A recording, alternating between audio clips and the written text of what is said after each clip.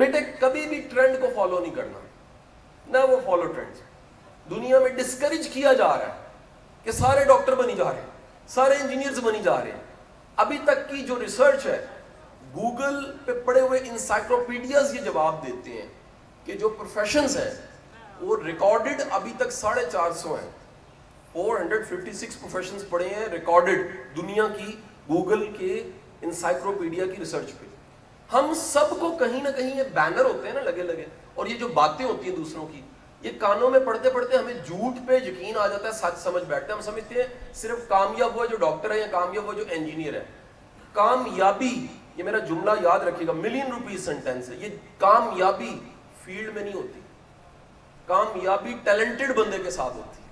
آپ قابل ہیں، آپ کا اسکوپ زیادہ ہے. آپ قابل نہیں ہیں، آپ کی اطلاع میں کر دوں، میں سینکڑوں ڈاکٹروں کو جانتا ہوں، میری فیملی اپنی میں 2-3 بچیوں نے گولڈ میڈل MBBS میں لی ہے، بے روزگار ہے ابھی تک. میں انجینئرز کو جانتا ہوں، 18,000 انجینئر پاکستان پاس آؤٹ کر رہا ہے ہر سال UETs آپ کی. 13,000 کو نوکری کو نہیں ملتی. مانتا ہوں نوکری نہیں ہے، لیکن آپ اپنے پڑھے لکھے کا کبھی انٹرویو لے کے دیکھیں، ایک صفحہ انگریزی کا لکھنا نہیں آتا، ایک رپورٹ لکھنی نہیں آتی. آپ کانفیڈنس کا لیول دیکھیے. اس ملک میں یونیورسٹی پنجاب کا جو 125 سال کا ریکارڈ توڑتا ہے نا BA کا، تندور پہ روٹیاں لگا کے بچہ ایک توڑ، 2012 کے ریکارڈ. آگے سن لیں، اس کے بعد تالیاں واپس لینی پڑیں گی. آپ سن تو لیں، 2012 میں 125 سال کا ریکارڈ ایک بچہ توڑ دیتا ہے. آج 7 سال گزر گئے ہیں، وہ ہر انٹرویو میں فیل ہو جاتا ہے. اور انٹرویو میں فیل کیوں ہوتا ہے؟ انٹرویو میں فیل ہونے کی وجہ یہ ہے کہ اس بچے کے پاس نمبر ہے، اس کے پاس سکلز نہیں ہے، کانفیڈنس نہیں ہے، کمیونیکیشن سکل نہیں ہے، پریزنٹیشن سکل نہیں ہے. اور یہ نہ ہونے کا نتیجہ کیا نکلتا ہے؟ وہی بچہ ریٹن کلیئر کر جاتا ہے، انٹرویو میں فیل ہو جاتا ہے. ہمیں یہ کوئی نہیں بتاتا کہ ہم نے ٹرینڈز کو فالو نہیں کرنا. ٹرینڈز پہلے بنے پڑے، ڈاکٹر بن جاؤ، انجینئر بن جاؤ. ٹرینڈ فالو کرنے کی بجائے خدارا آپ کس کو فالو کریں؟ اپنے پیشن کو فالو کریں. ہر بندہ ایک ہی کام کے لیے نہیں بنا ہوا، سب کو ایک ہی کام نہیں کرنا. اللہ تعالیٰ نے ہر کام ہر ایک کے لیے بنایا ہی نہیں ہے. اللہ کا نظام دیکھیے، اللہ کچھ کاموں کو کچھ لوگوں کے لیے آسان کر دیتا ہے اور کچھ کاموں کو کچھ کے لیے مشکل کر دیتا ہے. اس کو کیا کہتے ہیں؟ وہ کام جو آپ کے لیے آسان ہے بیٹا، اس کو کہتے ہیں ٹیلنٹ، نیچرل ٹیلنٹ. وہ چیز جو آپ کو اللہ نے پہلے سے دی ہے. ہمارا تعلیمی نظام یہ ظلم کرتا ہے ہم پہ، ہمیں وہ بننے پہ مجبور کرتا ہے جو ہم بن کے اچھا نہیں بنتے، گزارا بنتے. آئنسٹائن پچھلی صدی کا بڑا دماغ تھا، وہ کہتا تھا تعلیم کا نظام مچھلی کو سکھانا چاہتا ہے کہ مچھلی درخت پہ چڑھ جائے. مچھلی بنی نہیں ہے درخت پہ چڑھنے کے لیے، وہ تو تیرنے کے لیے بنی ہے. اس کو سکھانا چاہیے اچھا تیرنا کیسے ہے. بندر کو درخت پہ چڑھنا سکھانا چاہیے. ہم جب سب کو دیکھتے ہیں کہ وہ کیا بن رہے ہیں اور وہی ہم بن جاتے ہیں، تو یہ بھول ہی جاتے ہیں کہ یہ ہم نے بننا ہی نہیں تھا. ہم بھیڑ چال کا شکار ہو جاتے ہیں.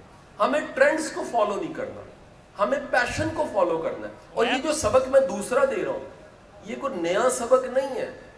اس سبق کو آپ کے سارے صوفی شاعر، آپ کے بڑے بڑے فلسفی اس فلسفے کو بتاتے رہے ہیں. بلے شاہ کہتا ہے جی اپنے اندر چاتی مار، اپنے اندر کبھی ڈھونڈ. سلطان بہو سیز دیٹ تیرے اندر آب حیاتی ہو، اندر آب حیاتی ہے.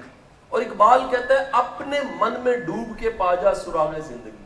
اس ساری دنیا سے پوچھنے سے پہلے اپنے آپ سے پوچھ تجھے کیا کرنا چاہیے، تو کس کام کے لیے بنا ہے. بیٹے کبھی اپنی دعاؤں میں ہم کتنی دعائیں مانگتے ہیں، کبھی اللہ سے یہ بھی دعا مانگو، یا باری تعالیٰ مجھے پتہ لگے تو نے دنیا میں مجھے کیوں بھیجا ہے، وہ کون سا کام تھا جو میں نے دنیا میں آ کے کرنا تھا.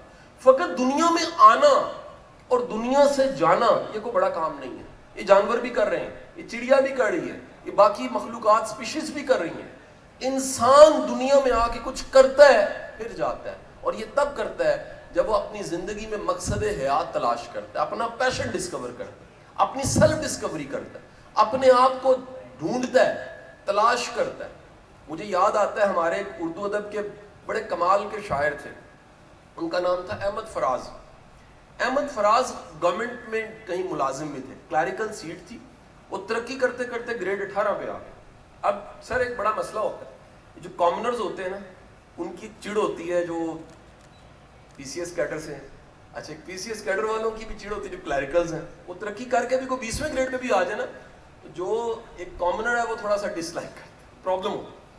احمد فراز ایک کہیں فنکشن میں تھے, اس فنکشن میں سب لوگ انہیں ملے تھے, شاعر تھا, فیمس بندہ تھا, لوگ انہیں مل رہے تھے. انہی کے ڈپارٹمنٹ کا سیکٹری 22ویں گریڈ کا 21ویں گریڈ کا سیکٹری, وہ بھی وہیں پر تھا.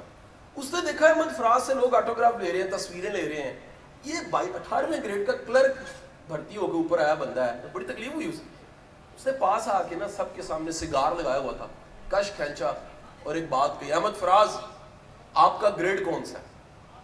احمد فراز نے وہ سائن کرتے کرتے اوپر دیکھا, کہتا سر 18ویں. اس سیکٹری نے آگے سے کہا میرا 22ویں ہے. اس نے کہا حضور میرا گریڈ 18ویں ہے, لیکن دنیا مجھے احمد فراز کے نام سے جانتی ہے. آپ کی شناخت کیا ہے؟ کام کون سا ایسا آپ نے کیا ہے؟ عہدہ شناخت نہیں ہوتا, کنٹریبیوشن شناخت ہوتی. بڑی پوزیشن ہوتی ہے نا, یہ شناخت نہیں ہوتی. آپ نے اس پوزیشن پہ بیٹھ کے کیا ہے وہ شناخت ہوتی. کتنے دنیا میں بادشاہ آئے ہوں گے, کتنے دنیا میں نام آئے ہوں گے, کتنے دنیا میں بڑے بڑے لوگ آئے ہوں گے, لیکن نام کن کا رہ گیا؟ جنہوں نے خدمت کی ہوئی ہے, جنہوں نے سرو کیا ہوا ہے, جو اپنے لیے نہیں جیے. اس پوری قوم کا پرابلم بتاؤں, اللہ کرے کہ ہم اپنے 21 کروڑ کو, اس 21 کروڑ کی سوچ اپنی ذات سے نکال کے قوم کی سوچ بنا دیں. ہم ہمیشہ اپنی ذات کو سوچتے ہیں, میرا گھر, میرا کیریئر, میرے بچے, میری گاڑی, میرا فیوچر. کاش کہ ہم میں جملہ آ جائے, ہم صرف ڈیپیاں لگانے کی بجائے ہم کبھی سیریس لیں گے میرا ملک ہے, مجھے اس کے لیے کچھ کرنا ہے, مجھے قربانی دینی ہے, مجھے سیکریفائز کرنا ہے, مجھے قابل بن کے اس ملک کو سرو کرنا ہے.